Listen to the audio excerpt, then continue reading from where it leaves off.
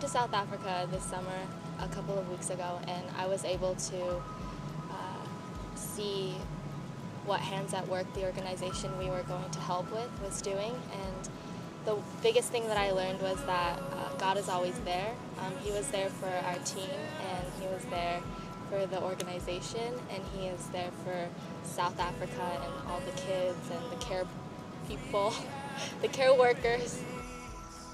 I was able to meet a girl named Millicent, I think at Oshuk, and she was really encouraged, I think, by just being there together, taking photos with each other and talking with each other. And she even asked when a retreat was that Hands was having, and that was really cool because I feel that a lot of the time at Care Points, kids like to have fun, but not a lot of kids will ask for more of God and our Father.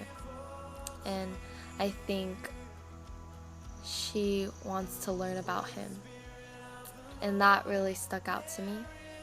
And she gave me a lot of hope that kids over in South Africa too can have stuff like retreats and learn about God.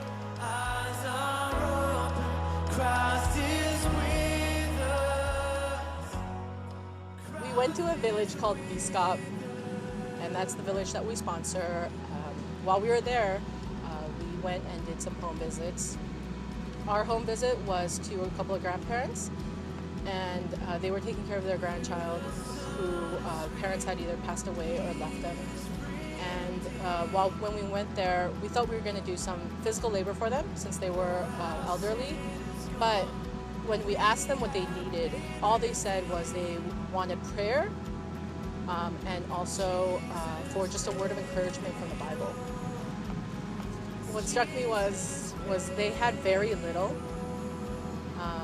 but when we asked them what they needed, it wasn't anything physical, but what they asked for was something for a word of encouragement and for prayer. And I think for us, we tend to forget that the physical, everything that we need physically, shelter, food, money, God will provide, and God is a provider, and they know that.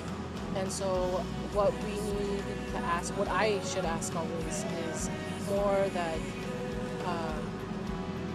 more of God's word and for prayer from others, and to be filled more with God's Spirit more than materialistically.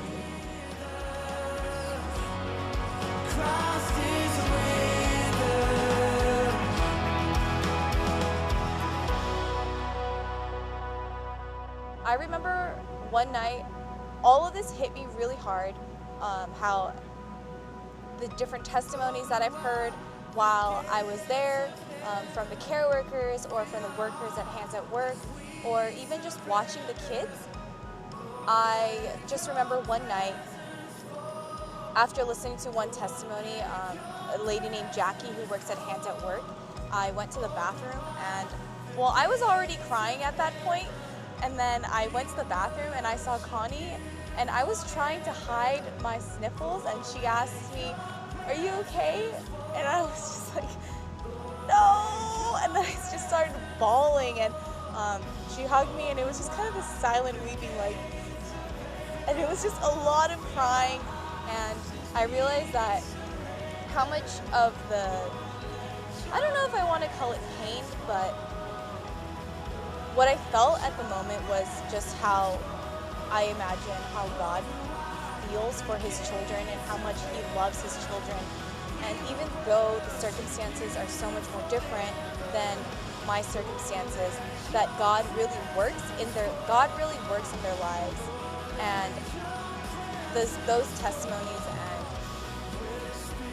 how I saw it in real life really proved to me how God is so real, and that I just need to be more thankful.